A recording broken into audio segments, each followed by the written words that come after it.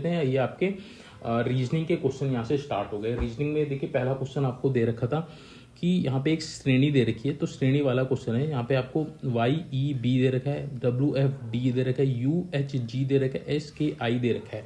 आपने बताना है कि अगला पद कौन सा होगा। तो यहाँ पे देखिए अगर हम इसको पहले लिख लें, वाई ई बी लिख लिया हमने, उसके बाद डब्ल्यू एफ डी लिख लिया, यू एच जी लिख लिया, एस के आई लिख लिया, अगला आपने बताना है। तो देखिए यहाँ आप अगर हम बात करें y की प्लेस वैल्यू की, यानी कि अगर हम a की बात करें, a आपका पहले नंबर पे आता है, b आपका दूसरे नंबर पे आता है। ऐसी अगर हम अल्फ़ाबेटिक के अकॉर्डिंग चलेंगे तो y आपका देखिए लास्ट से सेकंड प्लेस पे आता है। 26 अल्फ़ाबेट होते हैं, तो यानी कि ये 25वें नंबर पे आता है। y आपका 25वें नंबर पे आता है, ठीक है। अगर हम ई की बात करें तो ई हमारा कौन से नंबर पे आता है, ई हमारा 5वें नंबर पे आता है, बी हमारा दूसरे नंबर पे आता है, ठीक है। तो इसी तरह से हम सबकी वैल्यू लिख लेंगे। डब्ल्यू आपका देखिए अगर हम बात करें तो 23वें नंबर पे आता है। एफ की बात करें तो एफ आपका 6 नंबर पे आता है, डी आपका 4th नंबर पे आता है, ठीक है। यू की अगर हम बात करें तो यू हमारा 21वें नंबर पे आता है। एच की अगर हम बात करें, एच हमारा 8वीं पोजीशन पे आता है और जी हमारा 7 पोजीशन पे आता है। एस की अगर हम बात करें, एस हमारा 19वें नंबर पे आता है। के हमारा कौन से नंबर पे आता है, 11वें नंबर पे आता है। और आई हमारा कौन से नंबर पे आता है, 9 नंबर पे आता है, ठीक है। तो ये आपके 3-3 के पेयर बन गए, इनकी प्लेस वैल्यू है। अब देखिए 25 के बाद यहाँ पे 23 आ रहा है, यानी कि माइनस का 2 हो गया यहाँ पे। 23 के बाद यहाँ पे क्या आ रहा है, 21 आ रहा है, यानी कि यहाँ पे भी -2 आ गया। 21 के बाद -2 करेंगे तो 19 आएगा। 19 के बाद अगर हम -2 करेंगे तो कि कौन सा प्लेस आएगा, ये आएगा आपका 17। तो 17 पे कौन सा आता है, 17 पे आपका आता है क्यू आता है, क्यू आता है। अब देखिए क्यू किस में है, क्यू इसमें है, इसमें है, इसमें है। तो ये वाला क्वेश्चन, ये वाला ऑप्शन तो हमारा नहीं हो सकता। अब हम देखते हैं दूसरा वाला लेटर। दूसरा वाला देखिए यहाँ पे ई की वैल्यू 5 है, 5 के बाद आपका 6 आ रहा है, ठीक है, यानी कि +1 हो गया आपका। 6 के बाद 8 हो रहा है, यानी कि +2 हो गया।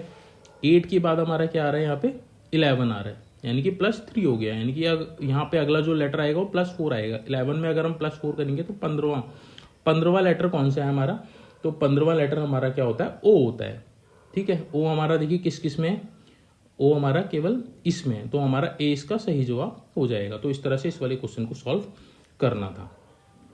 आगे बढ़ते हैं, अगला क्वेश्चन देख लेते हैं। अगला क्वेश्चन आपको दे रखा है, देखिए ये भी आपका रीजनिंग का क्वेश्चन था। ABCDEF 6 गांव है, इसमें दे रखा है 6 आपको गांव दे रखे। FD के पश्चिम में 1 किलोमीटर है। अब इसको हम लोग सॉल्व करते हैं, ठीक है। FD के पश्चिम है, तो आपको पता होना चाहिए, पहले दिशा आपको पता होनी चाहिए। ये आपका पूर्व होता है, ये आपका पश्चिम होता है, ये आपका उत्तर होता है, ये आपका दक्षिण होता है। तो इस तरह से आपको ये दिशा पता होनी चाहिए। तो दिशा मैंने आपको यहाँ पे बता दी है। अब मैं एक बार आप इसको क्वेश्चन को आपको सॉल्व करके बता देता हूँ, ठीक है। F जो है D के पश्चिम में है, तो यानी कि F जो है D के पश्चिम में, तो D हमने यहाँ पे मान लिया। D अगर हम यहाँ पे मान लिया, ठीक है, तो F जो है वो D के पश्चिम में, पूर्व यानी कि पश्चिम यहाँ पे इधर है 1 किलोमीटर, ठीक है। अब ये कह रहा है जो B है वह E के पूर्व में है, ठीक है। यहाँ पे मैं एक बार बना लेता हूँ इसको, पूर्व, पश्चिम, उत्तर, दक्षिण, ठीक है, तो आपको हेल्प हो जाएगी। अब ये कह रहे हैं कि B जो है E के पूर्व में, तो E आपका यहाँ हो गया। E के पूर्व में को क्या है आपका, B है 1 किलोमीटर, यानी कि 1 किलोमीटर पे क्या है आपका B है, यानी कि देखिए ये वाले स्टेटमेंट आ गया। B जो है E के पूर्व में, तो E के पूर्व में आ गया आपका क्या, B आ गया, ठीक है। अब ये कह रहा है A जो है E के उत्तर में है, ठीक है। A जो है E के उत्तर में है, तो A आपका किधर आ जाएगा, इधर आ जाएगा, E के उत्तर में हो गया।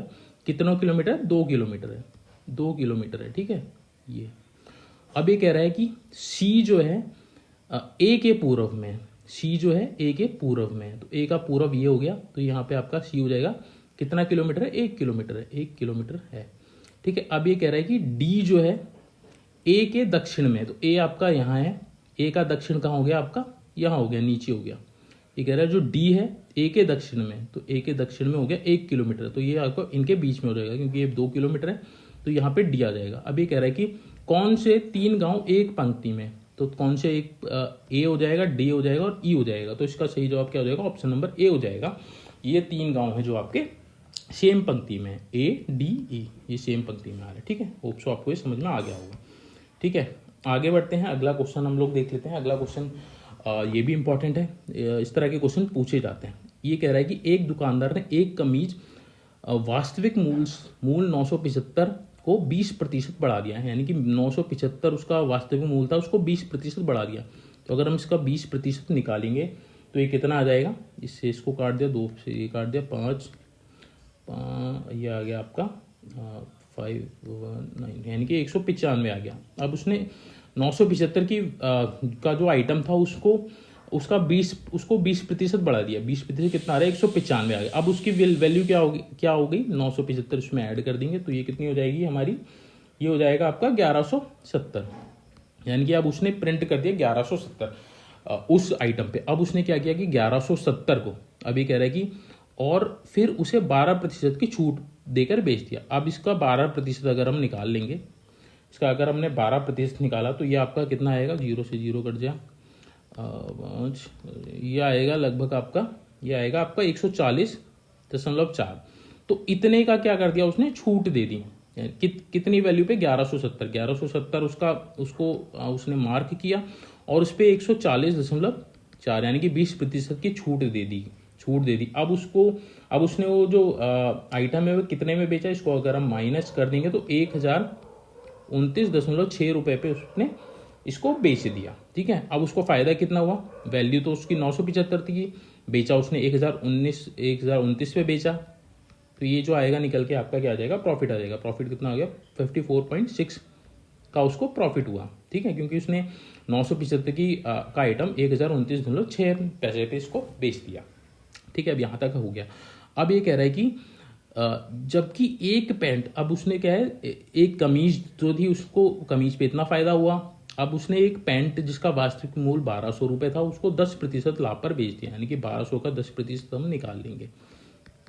ठीक है, इससे ये कैंसिल हो गया, ये इससे ये कैंसिल, यानी कि 120 का उसको प्रॉफिट हुआ। 120 का प्रॉफिट आपको उसको पैंट पे हुआ। अब ये कह रहा है दुकानदार को दोनों पर कुल मिलाकर कितना लाभ हुआ?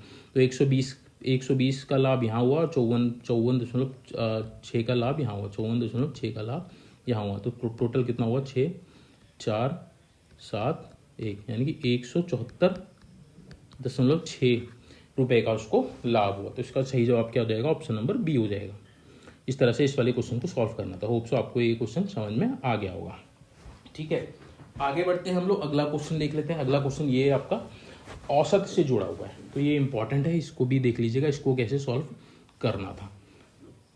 सबसे पहले हम लोग क्वेश्चंस को पढ़ लेते हैं। क्वेश्चन आपको यहाँ पे देख रहा है, किसी शहर में मार्च महीने के प्रथम 4 दिनों का औसत तापमान 27 डिग्री सेंटीग्रेड था। तो प्रथम 4 दिन मान लिया मंडे, ट्यूसडे, वेडनेसडे और थर्सडे, इनका औसत तापमान 27 है। तो औसत कैसे निकालते हैं? जितनी भी वैल्यू होती है उसके बट्टे में कर देते हैं तो ये औसत आ जाता है। अब इस 4 को हम लोग यहाँ से हटा देंगे तो 4 ये आपका यहाँ पे मल्टीप्लाई आ जाएगा। ठीक है, 4 को हमने यहाँ से मल्टीप्लाई कर दिया तो ये कितना आ गया? 27 को 27 दूनी 54, 54 दूनी 108, तो ये 108 आ गया। ये आपकी पहली इक्वेशन बन गई। अब ये कह रहा है कि इसके दूसरे, तीसरे, चौथे और 5वें दिनों का औसत तापमान 30 डिग्री सेंटीग्रेड, यानी कि अब Tuesday plus Wednesday plus Thursday plus Friday, इनका औसत तापमान कितना है? 30 है। तो यहाँ पे दे रखा 30 गुणा 4 कर दिया, क्योंकि ये भी 4 ही है तो 120 होगी। ये इक्वेशन बन गई। अब यहाँ से देखिए, अगर हम इसको माइनस करेंगे तो ये माइनस करेंगे तो ये टी से टी कट गया, यानी कि ट्यूसडे से ट्यूसडे, वेडनेसडे से वेडनेसडे, थर्सडे से थर्सडे। अब बचा क्या? मंडे, और यहाँ पे माइनस हो जाएगा मंडे माइनस का फ्राइडे इक्वल टू 108 में से 120 को माइनस करेंगे तो कितना बचेगा? माइनस का 12 बचेगा। अब ये कह रहा है कि देखिए, जो प्रथम और 5वें दिनों का जो तापमान है वो 3:4 में है। तो प्रथम दिन आपका मंडे है और 5वें दिन आपका फ्राइडे है, तो इनका अनुपात 3:4 है, यानी कि एम की वैल्यू, मंडे की वैल्यू 3 और फ्राइडे की वैल्यू आपकी 4, तो 3 - 4 इक्वल टू माइनस का 12 हो जाएगा। ये आपका माइनस का 1 इक्वल टू माइनस का 12 हो जाएगा। माइनस से करेंगे तो आपका 1 की वैल्यू कितनी आ जाएगी? 12 आ जाएगी। ठीक है, अब इससे कह रहा है कि तीसरे एवं चौथे दिन का औसत तापमान आपने इसमें बताना है। तो हम इसमें देखिए, पहली वाली जो इक्वेशन थी हमारी क्या थी? Monday plus Tuesday plus Wednesday plus Thursday equal to 108 थी। ठीक है, अब देखिए जो मंडे है, मंडे का अनुपात कितना है 3, मंडे की वैल्यू कितनी है 3 और 1 की वैल्यू कितनी आई है 12, तो 3 इंटू 12 कर देंगे प्लस, क्योंकि इसने बताना है कि दूसरे तीसरे और चौथे दिन का औसत तापमान आपने बताना है, तो दूसरा ये आ गया, तीसरा ये आ गया, चौथा ये आ गया। ठीक है, ये तो पहला था, इसकी वैल्यू में हमारे पास आ गई, यानी कि 3 गुणा 12 प्लस टी, यानी कि Tuesday plus Wednesday plus Thursday का एवरेज आ जाएगा 108। ठीक है, अब इसको हम मल्टीप्लाई करेंगे तो 12 36 आ जाएगा, यानी कि Tuesday plus Wednesday plus Thursday equal to 108 minus का 12 36 आ जाएगा, तो ये आ जाएगा 72 आ गया। अब इनका औसत बताना है। ठीक है, दूसरे तीसरे और चौथे दिन का औसत तापमान बताना है, तो 3 है तो यहाँ से 3 से डिवाइड कर देंगे तो हमारे पास औसत आ जाएगा। 3 को 72 को 3 से काटेंगे तो कितना आएगा 3 दूनी 6, 3 चौक 12 यानी कि 24। तो इसका सही जवाब क्या हो जाएगा, ऑप्शन नंबर डी हो जाएगा। Option number D is the right answer, 24। इस तरह से इस वाले क्वेश्चन को सॉल्व करना था। आगे बढ़ते हैं हम लोग, अगला क्वेश्चन देख लेते हैं।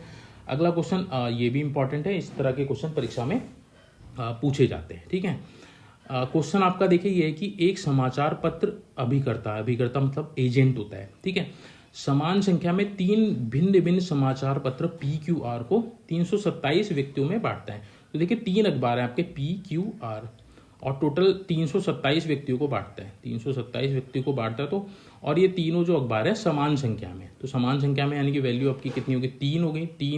3 तरह के अखबार है, तो 327 को हम लोग 3 से डिवाइड कर देंगे, तो ये कितना आएगा 3 एकम 3 27 109, यानी कि पी टाइप के अखबार 109 हो गए, क्यू आपके 109 हो गए और आर आपके 109 हो गए, तो टोटल आपके 327 हो गए। ठीक है, अब ये कह रहा है कि 7 व्यक्ति क्यू और आर लेते हैं, क्यू और आर अखबार लेते हैं, 9 व्यक्ति पी और क्यू लेते हैं, 12 व्यक्ति पी और आर लेते हैं, 3 व्यक्ति तीनों समाचार पत्र लेते हैं।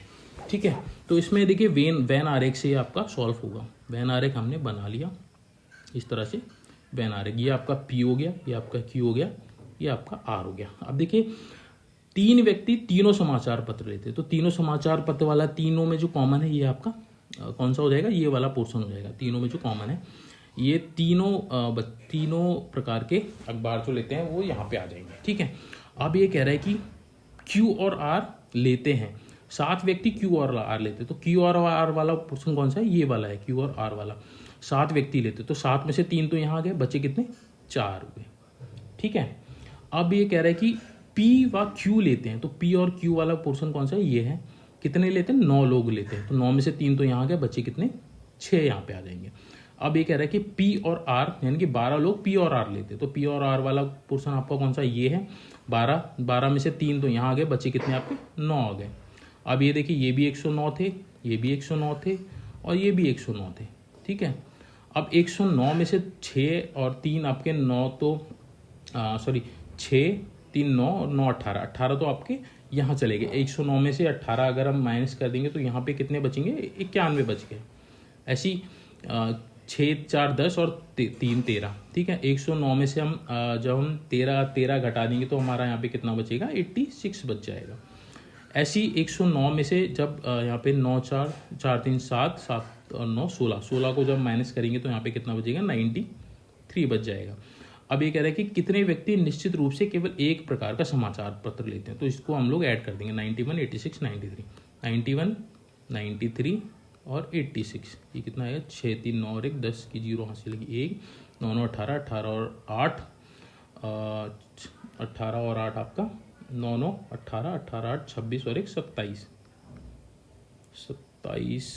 सॉरी ये 96 आएगा आपका। ठीक है, ये आपका 96 है, तो आपका कितना हो जाएगा 280, तो 280 आपका ऑप्शन सी इसका सही जवाब हो जाएगा। इस तरह से इस वाले क्वेश्चन को आपने सॉल्व करना था। आगे बढ़ते हैं हम लोग, अगला क्वेश्चन देख लेते हैं। अगला क्वेश्चन आपका देखिए 61 व्यक्तियों के एक कैंप में 42 दिन का भोजन उपलब्ध था। 10 दिन पश्चात 300 व्यक्ति कैंप में बढ़ गए, जिस कारण भोजन केवल 24 दिन में समाप्त हो गया। मूलतः कैंप में व्यक्तियों की संख्या क्या थी? तो ये क्वेश्चन इस तरह के क्वेश्चन पूछा जाता है।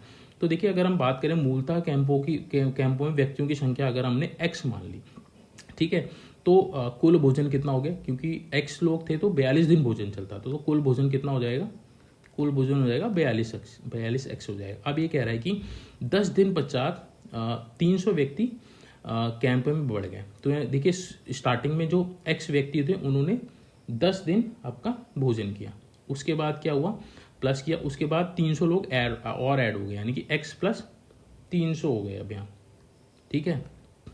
और ये कितने दिन चला फिर भोजन, 24 दिन चला, इक्वल टू आपका कुल भोजन कितना है 42x हो जाएगा। तो ये आपकी इक्वेशन बन जाएगी। ये आपका 10x हो जाएगा प्लस आपका 24x हो जाएगा प्लस आपका 24 गुणा 300 हो जाएगा इक्वल टू 42x हो जाएगा। यानी कि 10x और 24x ये आपका 34x हो जाएगा प्लस 24 गुणा 300 हो जाएगा इक्वल टू 42x हो जाएगा। x को एक तरफ करेंगे, 42, ये 34x इधर जाएगा तो ये कितना हो जाएगा, ये हो जाएगा आपका 8x बराबर आपका 24 इंटू 300 हो जाएगा। अब x की वैल्यू हम निकालेंगे, 8 से हम लोग 8 3 24 करेंगे तो x बराबर कितना हो जाएगा 900 हो जाएगा।